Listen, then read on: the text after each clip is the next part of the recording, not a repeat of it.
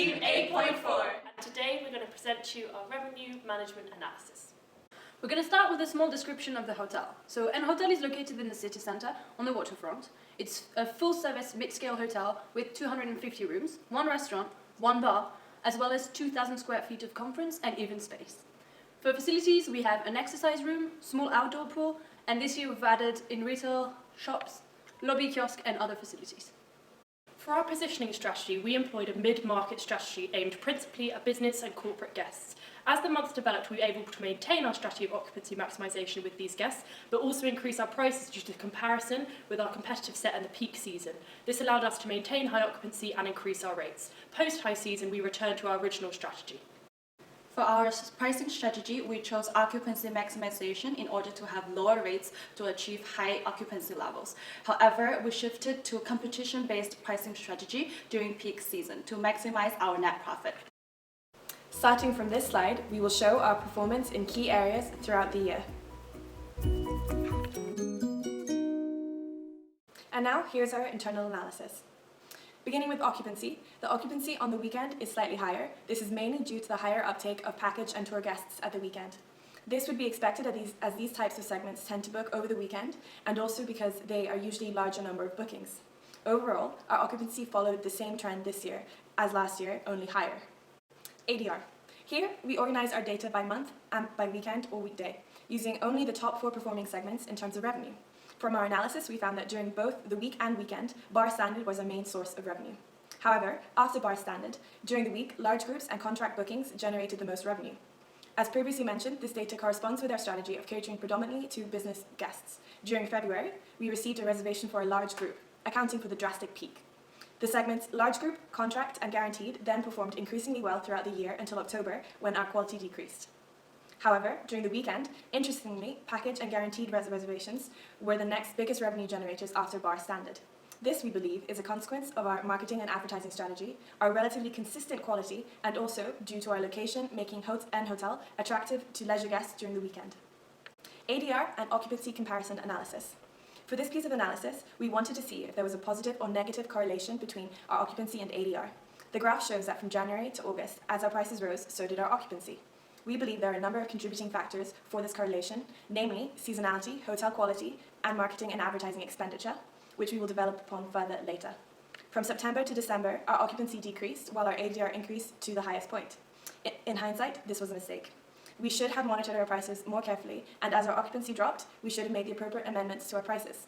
Overall, the contributing factors that lead to a decrease in occupancy are incorrect pricing and a decrease in overall quality. We approached the RFPs by calculating the minimum rate for our hotel by taking into account our historical group rates as well as our hotels. However, all of our offers were rejected. We believe this was due to our reluctance to decrease our prices lower than competitors who were willing to propose lower prices. NRevPAR. Overall, throughout the year, the NRevPAR has a positive variance of $1,782. The highest value was reached in quarter 3, where it was $8,290.8. We believe this is due to the increased spending in the room advertising that occurred in quarter 3. Therefore, our NRevPAR corresponds to this. The trend that can be seen from the graph is that there's a slight increase from 1 to 3, and then a small decrease in the last quarter of the year, again following the trend of the occupancy and GoPAR. The GoPAR for this year followed a similar trend to that of the previous year, except to greater extremes. For example, in the quarter 3 peak, there was an increase of 38% this year compared to last year. At the end of the year this year, followed with the previous year's trend in GoPAR, declined with a further decrease of $9 compared to $50, creating a percentage reduction of 18%.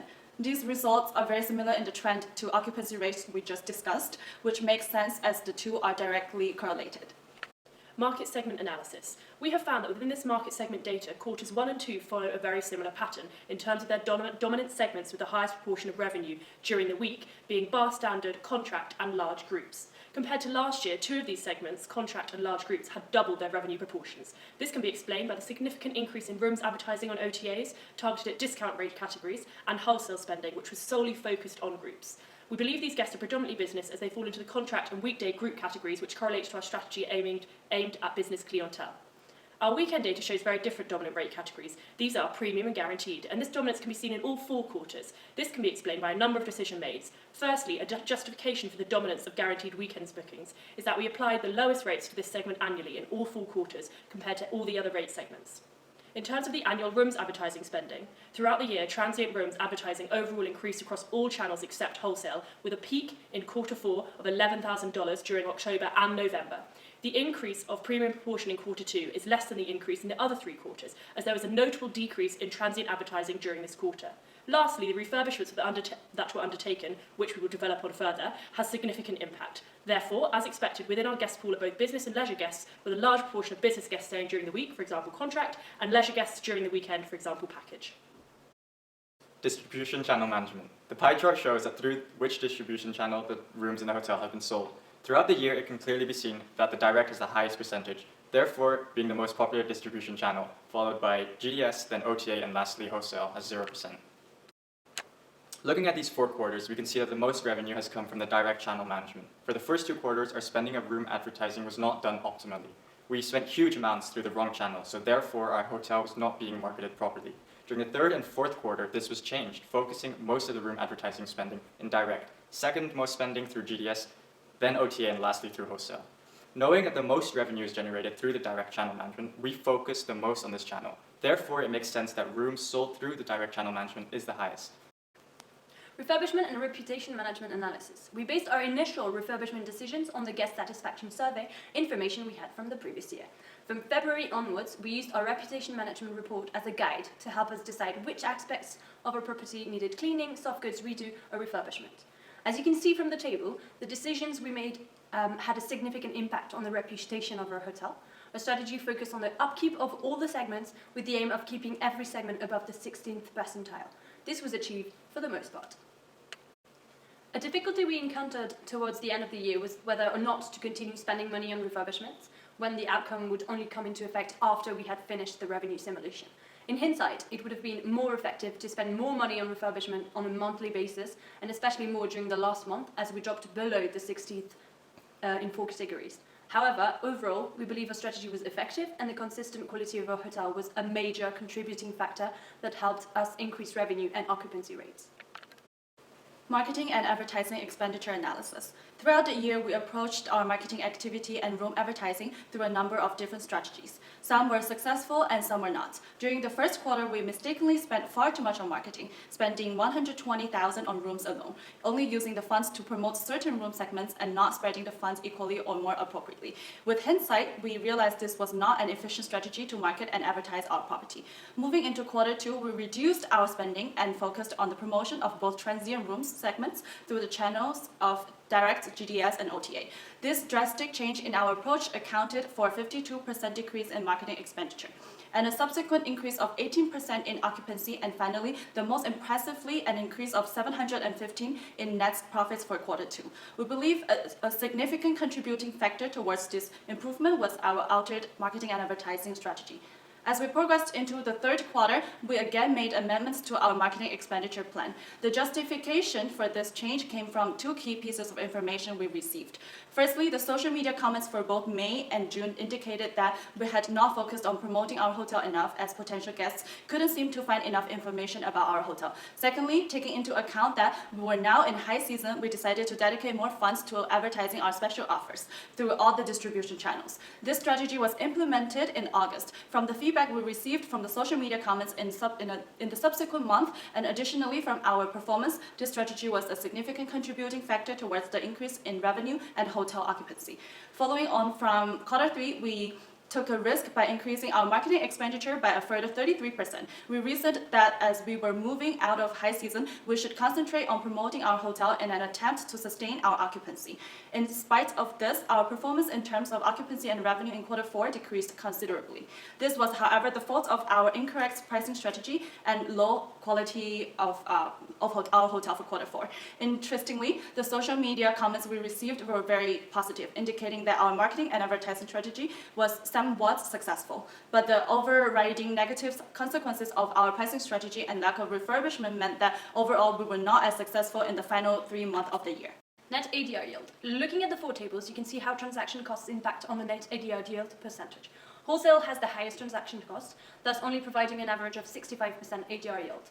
The revenue mix percentage is also interesting to look at, as it provides a good overview of what channels were mostly used by customers to book rooms through. As you see, we have encouraged bookings through our direct channel as it yields the highest net ADR percentage. In terms of revenue, direct bookings yielded 62% of hotel room revenue. GDS follows with 23% of revenue, and OTA and wholesales are between 6 and 8%. From this table, we can also see one of the major mistakes we made. In the last quarter, the high season ended, and we should have lowered our rates to some similar to those of the first quarter. This would have allowed us to have a higher occupancy rate, to sell a higher number of rooms, and thus to achieve higher revenues. For external analysis, KPI comparison. Unfortunately, we only purchased the benchmarking services in March, making a first month of data from April. MPI. We created this graph to visualize our performance compared to our competitive set. As you can see, during quarter 2 and 3 of the year, our performance was beneath that of the competitive set, with the greatest variance being in August of minus 2.41%. We believe this was a result of incorrect pricing during the final quarter of the year, along with which decreased our occupancy. Whilst our initial strategy was occupancy maximization, however, the misjudgments we have previously mentioned have caused our occupancy to be lower than we had hoped. ARI. From our analysis of the 3 graphs outlining our KPIs, our ARI graph is the most useful as an explanatory tool. Our ADR was significantly higher than our competitive set, almost consistently throughout the final 3 quarters of the year. During peak season, our ADR was $190, where the comp set's average was $180. As the year progressed, and as occupancy levels decreased, prices decreased also. Our prices, however, did not decrease enough to compensate for the decrease in quality, with our ADR in November being $175 and the competitive set's ADR being $164, resulting in a drastic decrease in occupancy, minus 6.09% from October to November. RGI. Initially, we decided upon occupancy maximization as our strategy, but looking at both our MPI and RGI, with the former being lower than the comp set and the latter higher, the strategy actually put in place may appear to be a revenue maximization strategy. Although our RGI is higher than the competitive set, we recognize that this does not correspond to success, but that our ADR was set too high. And now to compare. This graph was created with the aim of being an indicative tool used to analyze how we performed overall compared to the competitive set. The yellow line being a benchmark for the set, we can see how the ADR affects our occupancy rate. As soon as it increases, the occupancy rate decreases significantly, as they have an inverse relationship. We should have compared our ADR more closely with our competitors in order to achieve our strategy of occupancy maximization. Marketing indices and distribution channel expenditure comparison. The 4 graphs are divided by the different distribution channels. Within the graphs, it shows the ranking of how much our hotels spend on room advertising compared to the 9 other ones in the market, in terms of the 3 market segments: transient, discount, and group. Overall, most money for the room advertising was spent for the direct channel, followed by OTA, then GDS, and lastly wholesale. Referring back to the distribution channel management, where it could be seen that the most revenue was generated through the direct channel, it makes sense that we spent the most in this channel. For all the 4 channels we spent the most in comparison with our competitors in the first quarter, we made a miscalculation here, focusing on the wrong channels and segments and not following our strategy. One example is within OTA. We first only focused on discounted, whereas we did not take into consideration transients. Later in the following quarters, we changed this. In general, for all the 4 channels, we were on average always in the top 5 of the amount of money we spent compared to the other hotels. In direct and OTA, we have the most times where we were the number 1 spenders compared to the others in the market. This was a useful tool, of course, to see how much we were spending in the comparison with others for the relevant channels and segments we chose. In addition, it allowed us to see if more needed to be spent in certain areas to create more brand awareness or advertise special offers compared to our competitors. We'll now discuss our recommendations. Firstly, the short-term recommendations. Our first recommendation is to repeat the performance in the high season seen this year by a number of factors. Firstly, maintaining the room rates for the best performing segments, for example, weekday bar standard at approximately $210. Also, to continue the implementation of updated facilities and services preceding and during the peak season, as previously discussed. And lastly, ensuring refurbishments are also implemented. Peak quantity of refurbishments took place during quarter 3 this year, and we really saw the effects of that. A second recommendation is a factor we should definitely focus more on is our future of our associates. According to our reputation management report, our associate facilities experienced one of the lowest scores for refurbishment in February, 52%, and maintained a relatively low score ranging from 52 to 65% throughout the first 2 quarters. As the staff are the driving force behind your business, this is an area that is really important to focus on in terms of physical support systems. Additionally, the future outlook for the economy includes notable job growth, along with the positive market area developments, such as government tax incentives and more companies coming to the area, as well as the tripling of regional promotional budget. There will be huge potential to attract, develop and maintain an effective and dedicated workforce, especially due to the ability to increase wages as our GOP increases. And lastly, our last short-term recommendation is to ensure refurbishments continue to occur throughout the year to prevent the end-of-year slump that we experienced this year. The impact of this was clear at the end of this year. Refurbishment reputation values took a nosedive, with 3 areas ending in the red: guest room, standard and premium, and parking, grounds and pool. In quarter 4, occupancy decreased to 60.91% compared to 72.27% in quarter 3. This will have contributed to the drastic decrease in GOPAR to $36 and $37 respectively. As we can see from previous refurbishment activity throughout the year, it has a huge impact as a revenue driver and thus should be focused on to maintain competitive ADRs. Now our long-term recommendations. Firstly, to reverse the previous 3 years' erosion in the principal areas of occupancy, ADR and GOP, and maintain our trend of increasing that for the next 3 years. For example, their increases compared to last year have been 18.5%, 8.4% and 129.4% respectively in those areas. With our occupancy maximisation strategy will lead to significantly increased revenues as well as the rise of a number of economic indicators such as retail sales and equities. We were able to utilise this revenue via the implementation of hotel refurbishments alongside updates to the facilities and services and increasing rooms advertising and marketing. All of these contributed to the increase in these key indicators of the hotel performance, which we aim to maintain with a similar strategy in the future. Secondly, trying not to consistently use rate parity, we're able to optimise rooms revenue at certain times in the future, for example in peak periods as we experienced in quarter 3, or during citywide events such as conventions. Providing different rates of different categories would mean an increase in revenue at different times.